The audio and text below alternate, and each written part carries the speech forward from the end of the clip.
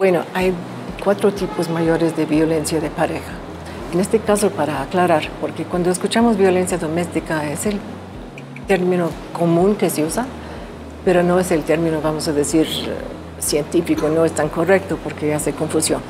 Entonces, la violencia doméstica, muchas personas lo incluyen ahí, la violencia contra niños, contra ancianos.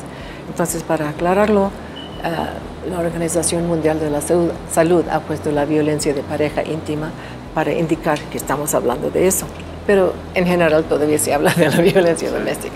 Se trata de la violencia emocional, psicológico, eso es uno.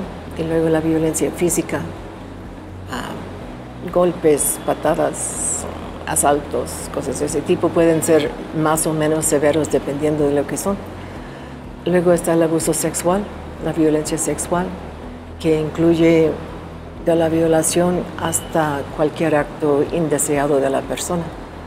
Y luego tenemos la violencia económica o patrimonial, donde la mujer se trata como inferior y no se le da acceso a los recursos, al terreno, a sus derechos que están inscritos, como dijo usted, en la Constitución de muchos países, pero no se le otorga esos derechos. Son 4 tipos mayormente que se habla de eso. Lo bueno es que cuando yo empecé a trabajar en este campo hace 25 o 30 años, es decir, como psicóloga, no como antes, tengo mucha experiencia trabajando antes también, pero sin estadísticas. Ahora la estadística mundial es 30% de la población de mujeres mundialmente han sido víctimas de la violencia física o sexual por lo menos una vez en su vida. Es la prevalencia de vida. Es muy alta para un fenómeno, es increíble. Entonces, muchas veces cuando vemos las estadísticas tenemos que ver de qué exactamente estamos hablando. En Estados Unidos, la prevalencia de vida es 33% y de violencia severa. Ahora estamos hablando de violencia de hombres a mujeres. Violencia física o sexual, 33%. Y de violencia severa es 25%. Entonces eso también es una cifra muy alta, ¿no? Y luego de violencia de 12 meses, cada 12 meses estamos en 4%. Mientras que acabo de sacar las nuevas estadísticas mexicanas y no me las sé de memoria, pero es mucho más alto. Va ahí por 16% anual.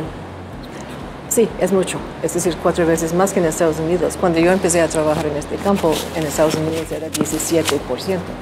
Entonces se ha visto una disminución, pero todavía es una plaga.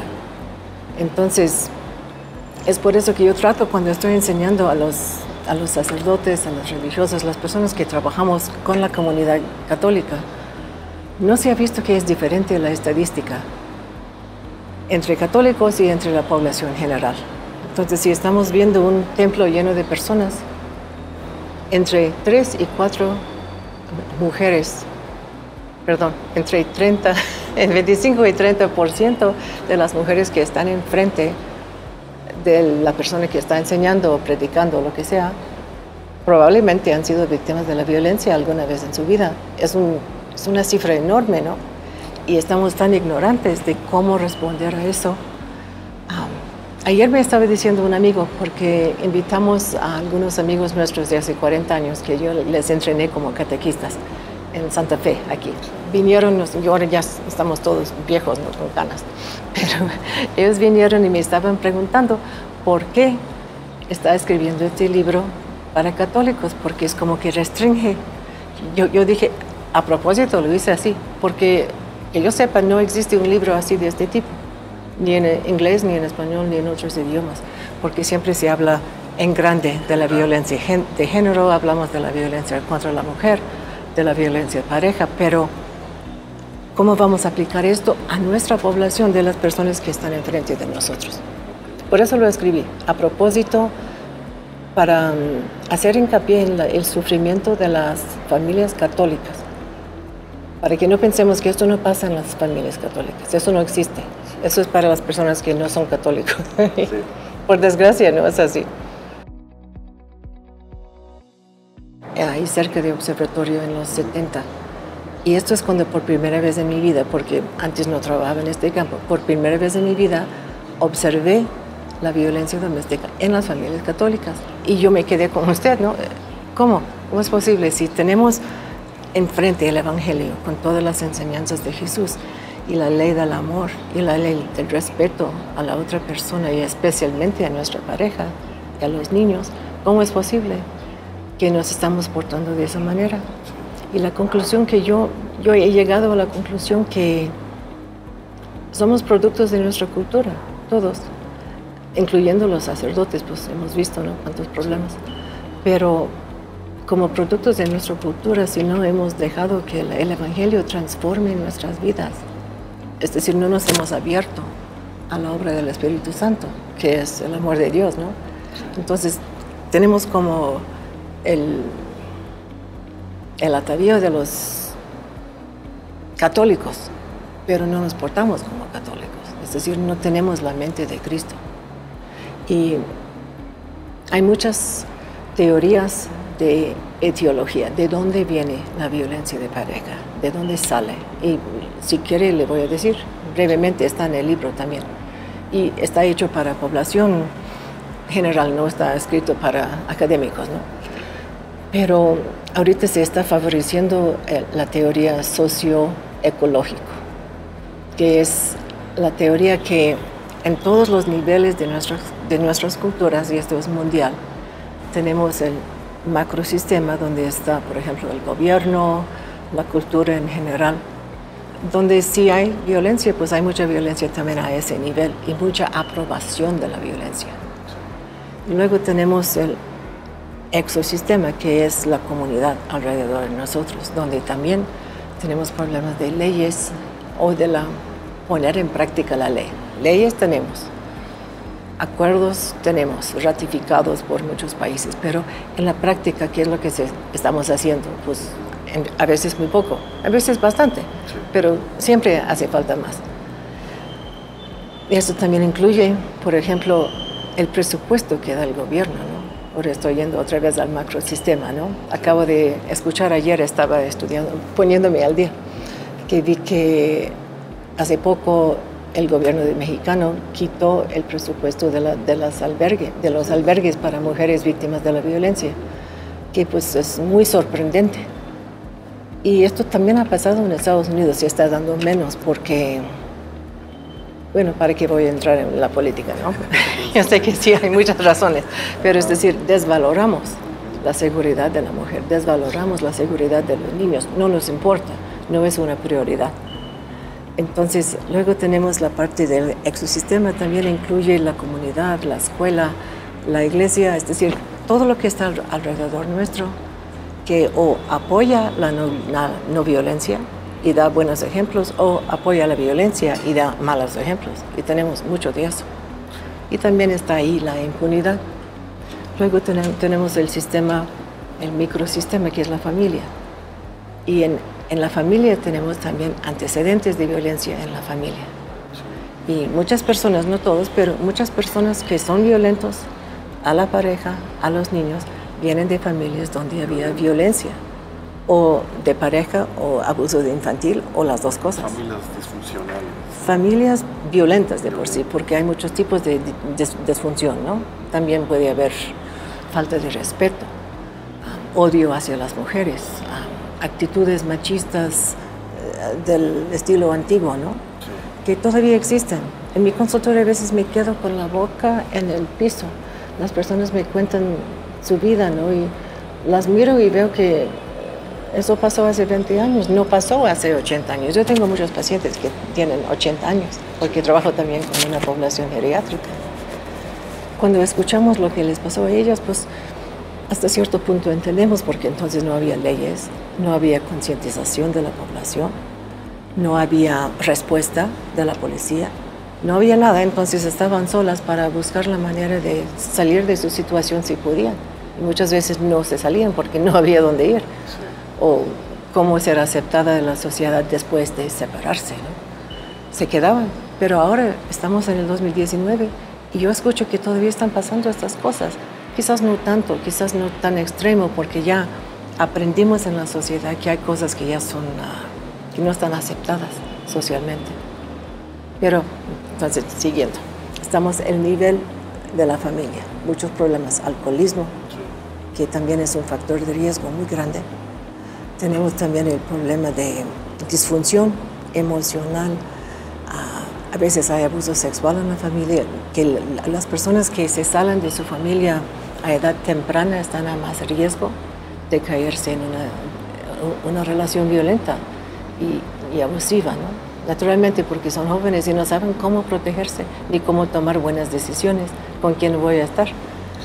Entonces tenemos el problema de la violencia a ese nivel. Y luego tenemos el nivel individual, del individuo. ¿Cómo vive su vida? ¿Cómo está su mente? ¿Cómo está su personalidad? ¿Cómo está su actitud hacia las mujeres?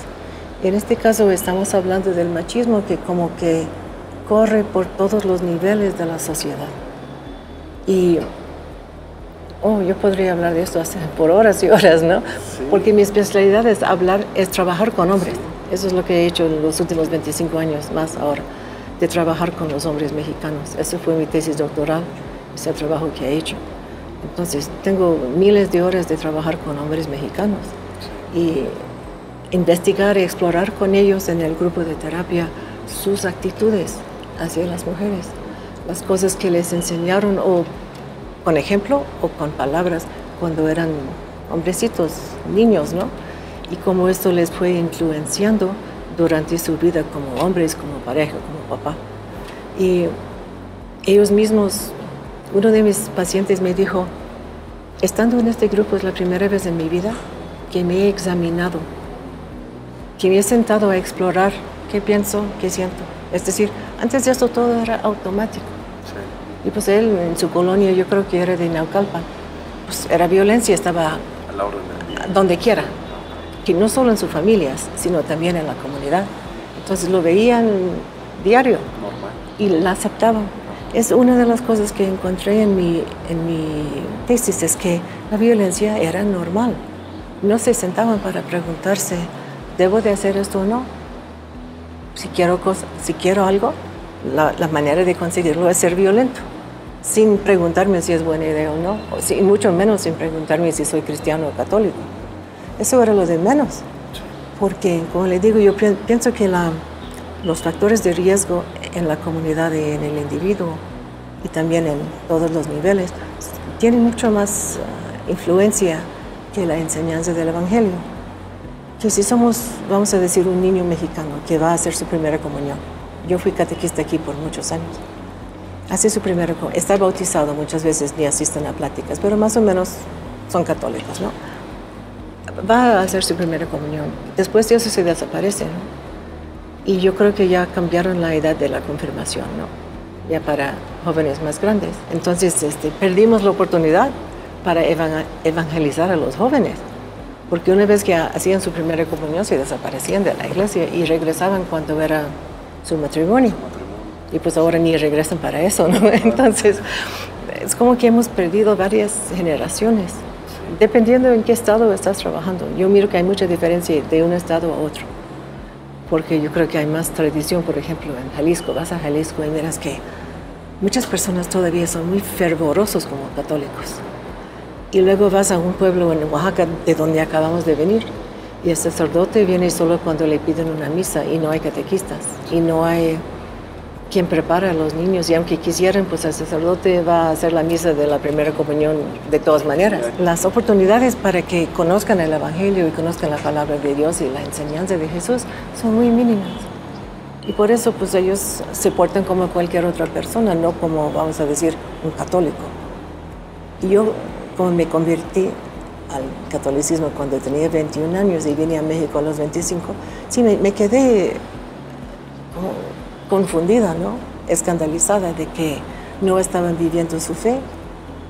Pero luego cuando entiendes a las personas, sabes que es que no conocen su fe y no saben qué es lo que enseñó Jesús. Entonces se portan como sus papás, que tampoco conocían su fe, y todo eso. Pues no es genético, pero es aprendido. Es aprendido. Sí. hay tantas personas que crecieron en familias violentas, pero no todas las personas violentas crecieron en familias violentas. También hay otras influencias en nuestras vidas, ¿no? Sí. Y luego si añadimos a eso, a esa manera de pensar,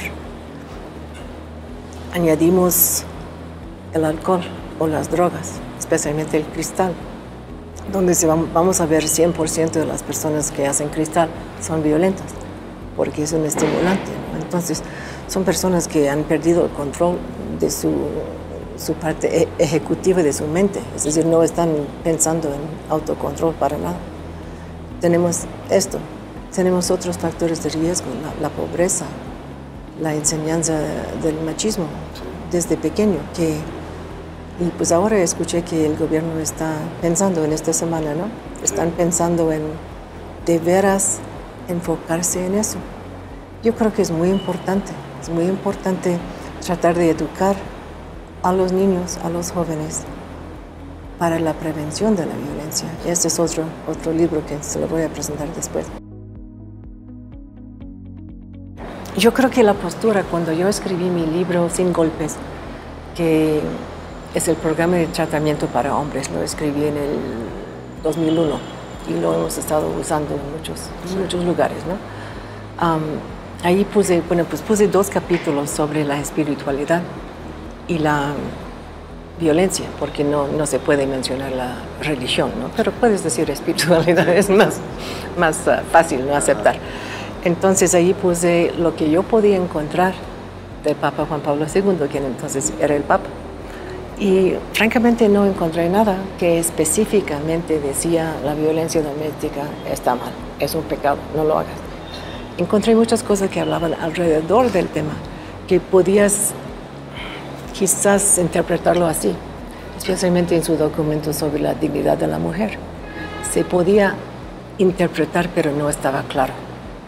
Y el Papa Benedicto también escribió muchas cosas acerca del respeto a las mujeres, de la dignidad humana y todo eso, pero no lo menciona directo, ¿no? Entonces, imagina mi felicidad cuando el Papa Francisco llama para hacer el sínodo de la familia.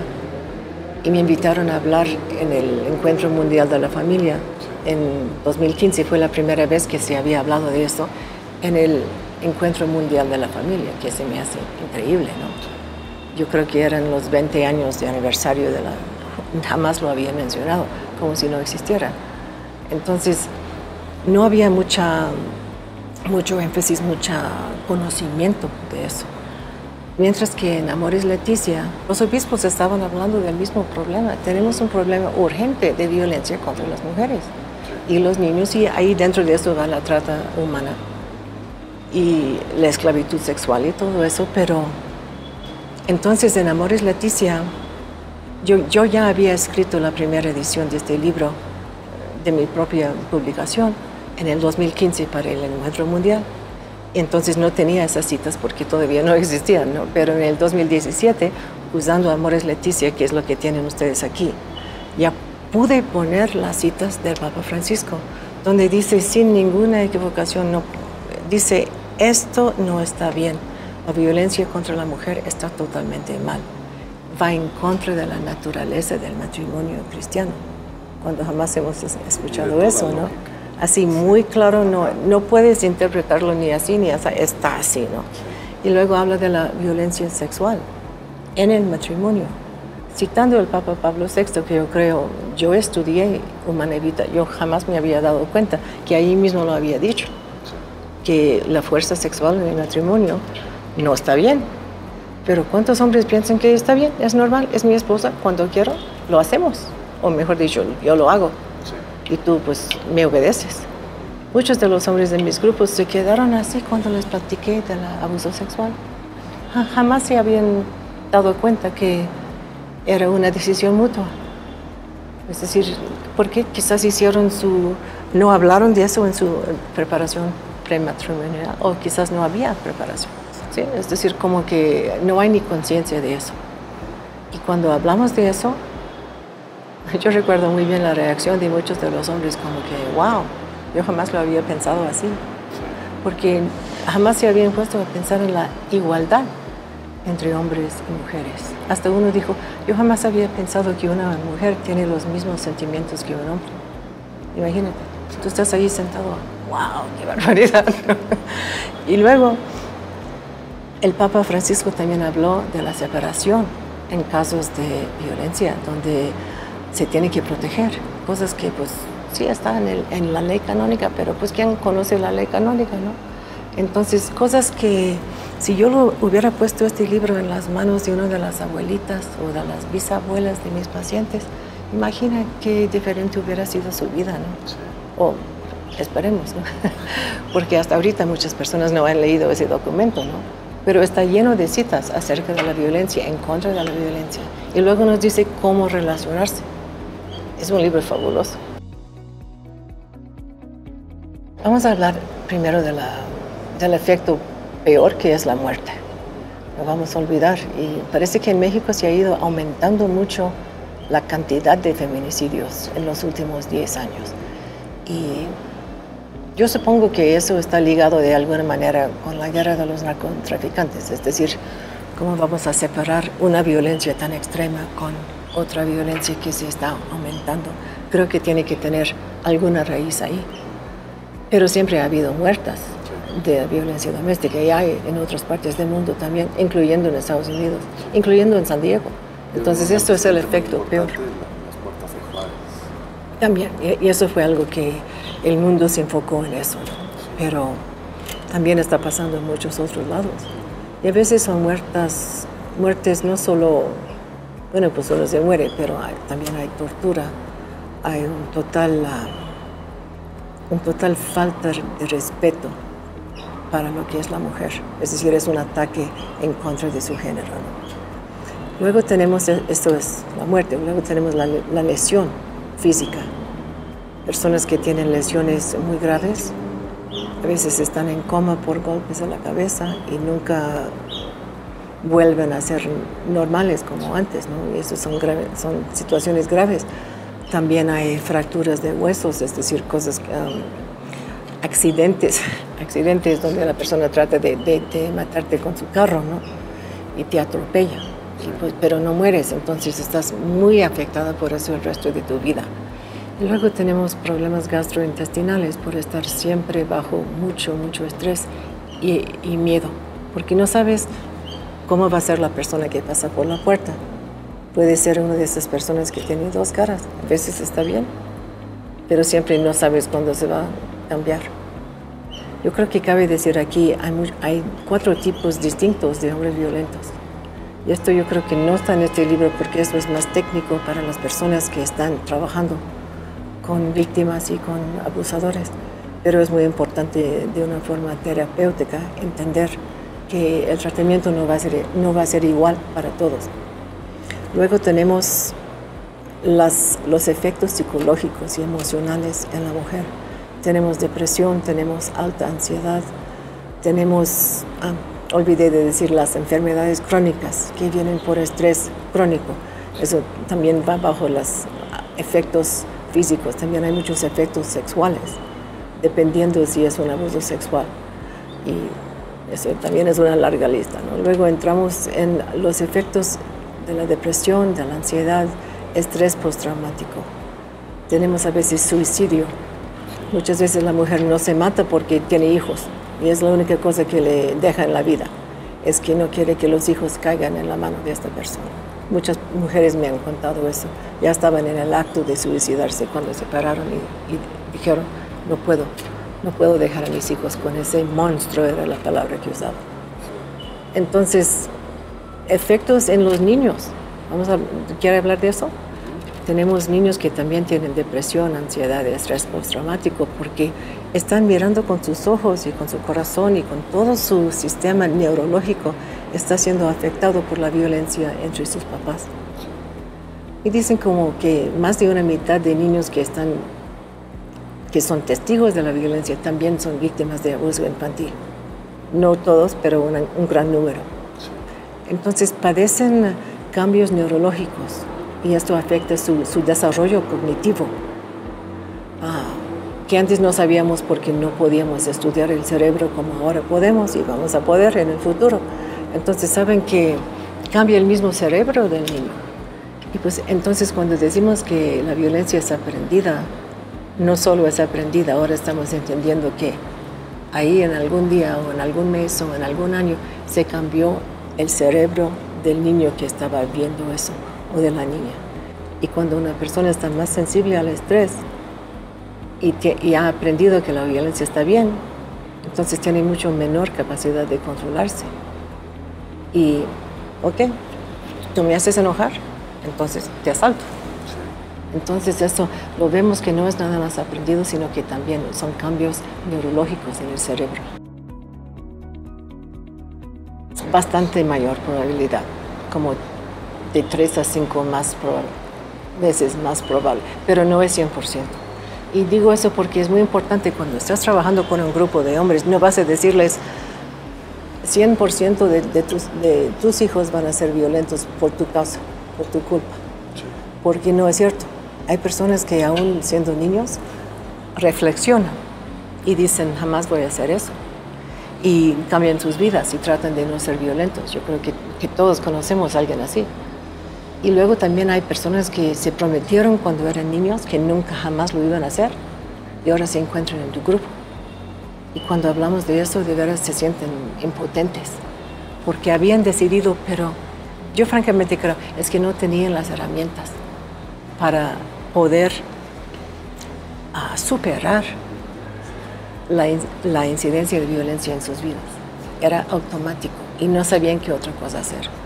Para mí la terapia se trata no tanto de cambiar sus roles de género, esto viene con la experiencia y claro, hablamos de eso todo el tiempo, pero más bien cómo vas a controlarte en una situación de estrés, porque de por sí no tienen idea, no saben. Agarran la botella de alcohol en una mano y el golpe con el otro y ya, no se ponen a pensar. Entonces, hay mucho que enseñar. Al tipo de personalidad que tienen. No se trata tanto de edad, sino del tipo de violencia que ejercen y su personalidad. Vamos a suponer que una persona es narcotraficante. Adora la Santa Muerte. Parte de su vida es violencia. Y es igual a los pandilleros, a las maras, es decir, es parte de su desarrollo como mara, ¿no? Tienen que hacer eso. Y si no lo hacen, pues no pueden entrar. Entonces es parte de su cultura, es una subcultura horrible y para mí diabólico, pero es parte de lo que hacen. Entonces ellos van a aprobar de la violencia en contra de la mujer, de los niños, de otros hombres, de una forma mucho más fuerte que otras personas que pueden ser también machistas, pero no es igual. Entonces las cárceles están llenos de ese tipo de personas que los identificamos como criminales, ¿no? Y esto es la persona que generalmente es agresiva, pero también odia muchas veces a la mujer, es muy machista, muchas veces hace drogas y alcohol, que aumenta la violencia y la falta de autocontrol. Y esta persona no tiene ni remordimiento ni empatía. Entonces, jamás en la vida de la psicoterapia hemos tenido un éxito trabajando con ese tipo de persona.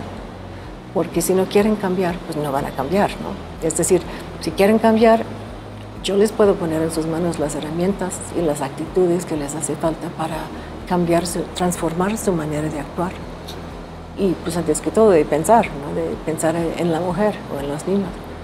Pero si no tiene ningún interés en eso, entonces es como un político, es decir, hay personalidades antisociales en todas las clases, no todos son narcotraficantes.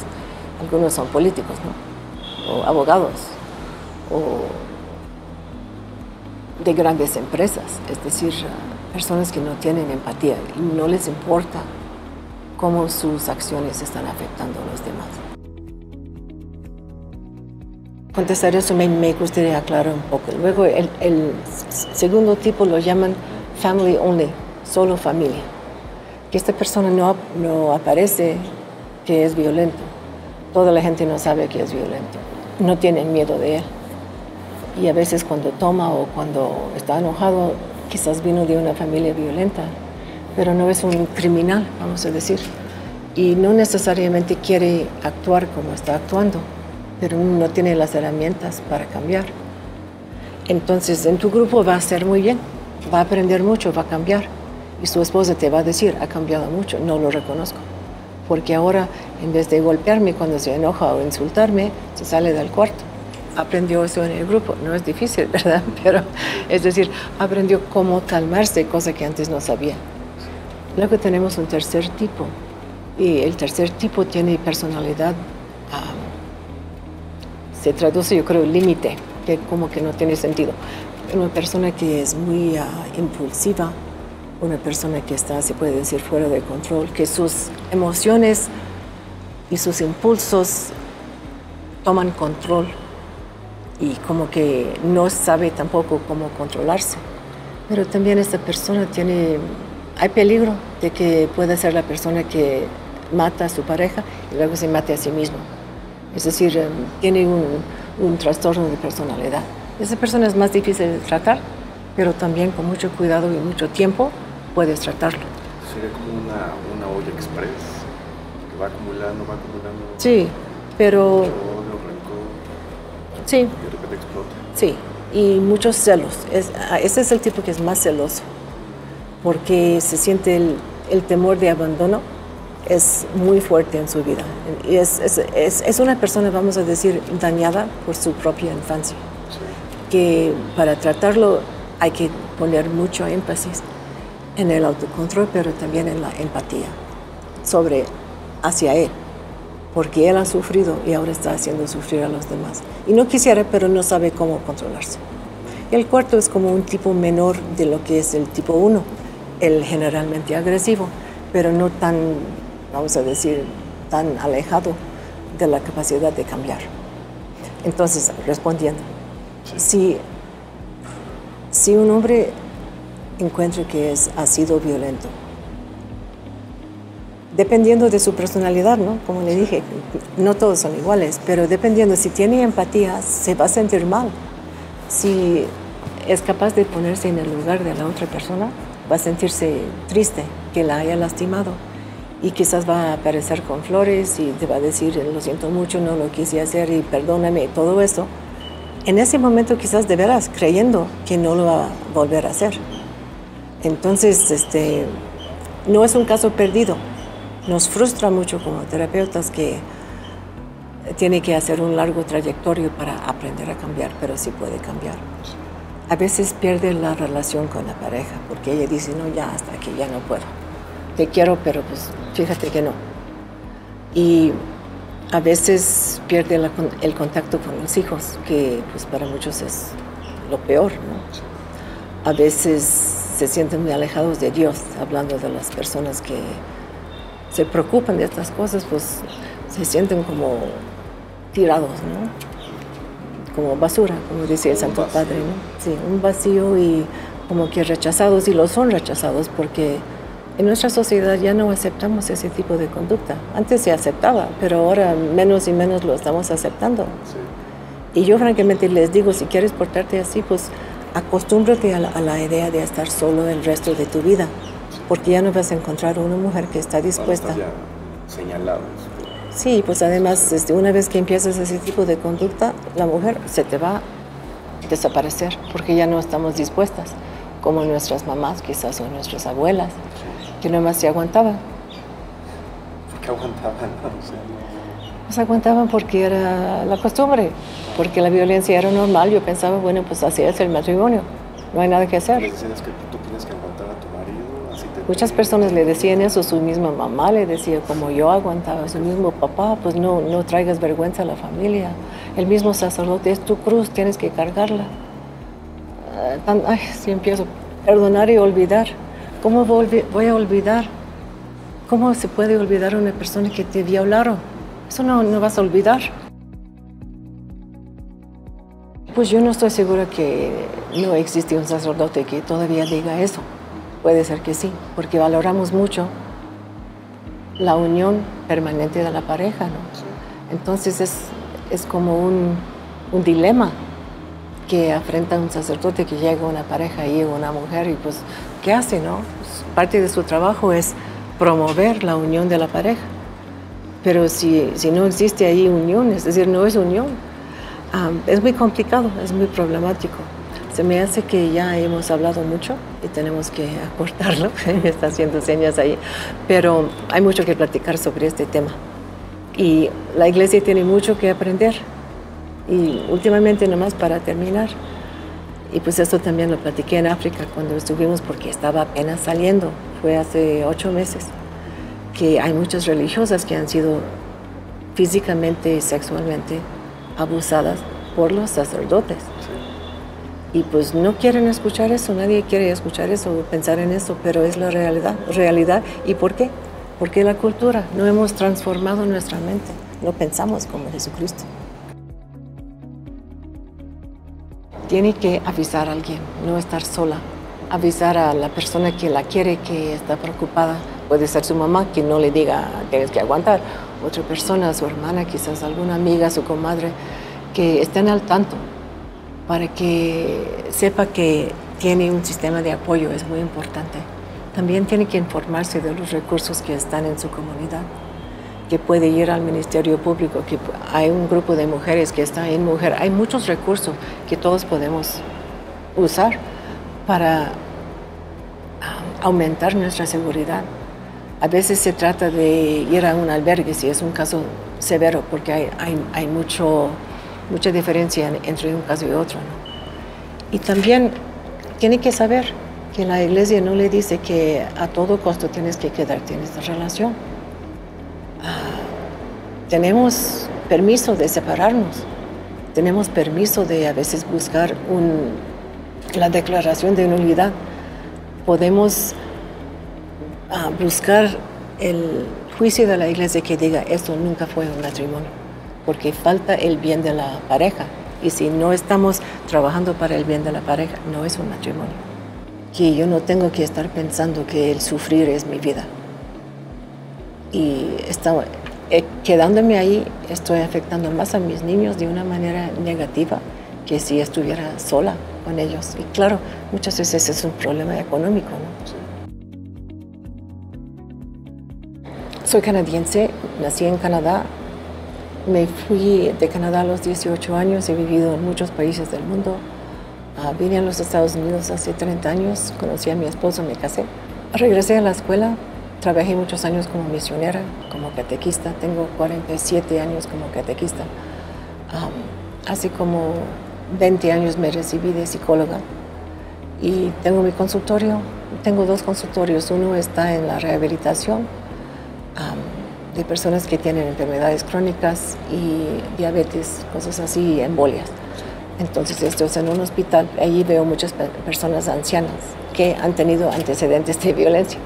Luego también tengo mi consultorio privado, donde yo miro pacientes mayormente católicos que vienen de las parroquias de nuestra diócesis para buscar ayuda. A veces son víctimas de violencia, tienen depresión, todo lo que puede ser, trauma. Y también enseño, por muchos años enseñé en la universidad el curso sobre la violencia de pareja. Ahora enseño más bien en todo el mundo. Y en los últimos 5 años me he dedicado a enseñar esto a personas de la iglesia, a agentes de pastoral, porque vi que había una entrada con el Papa Francisco. Hablando de eso se puede hablar días y días porque es muy complicado. Creo que es la más importante, saber que es muy complicado, que no hay una respuesta igual para cada caso. Y tenemos que tener mucho cuidado para no dar malos consejos y también para no minimizar el peligro que puede estar corriendo alguna persona. Bueno, este libro contiene mucho de lo que hemos platicado y también tiene toda una parte acerca de la respuesta pastoral, como es el título, ¿no? ¿Cómo podemos ayudar a poner fin? No vamos a poner fin, estamos ayudando, porque es la pareja misma que tiene que poner fin a eso, o separándose o cambiando su conducta. Pero por lo menos yo como agente de pastoral puedo darle consejos que van en línea con la enseñanza católica, es decir, estar seguro y amarnos no está en contra de la doctrina católica, ¿no? Eso es normal, pero muchas veces no sabemos qué decir. Entonces, ahí te va a enseñar, si eres mujer, cómo vas a responder a tu vecina o a tu familiar que tiene este problema. Si eres hombre y estás cayendo en la violencia, ¿qué puedes hacer para cambiar tu conducta? ¿Cómo puedes buscar ayuda? Si eres un sacerdote, ¿cómo vas a responder este problema? Si eres una religiosa y tienes una escuela, ¿cómo puedes ayudar en la prevención de la violencia y responder a los casos que miras? Porque también hay mucha violencia en novios, ¿no? En el noviazgo. Entonces hay toda una sección sobre si eres obispo, ¿qué puedes hacer? ¿Cómo vamos a cambiar la atmósfera de nuestra diócesis? Hablando claramente, la violencia doméstica está mal y vamos a empezar a cambiar esto desde nuestras parroquias. Entonces hay mucha información ahí, son muchas. Y luego tengo un nuevo libro que, publiqué en África, todavía no sale en español, ojalá quede aquí, pero es un curso de prevención, es un curso de conocer más a Jesús por medio de las palabras yo soy, ¿no? Que son 8 en el Evangelio de Juan, ligado con las técnicas de prevención de la violencia. Entonces, son cursos de catequesis que están usando ahorita en varios países africanos.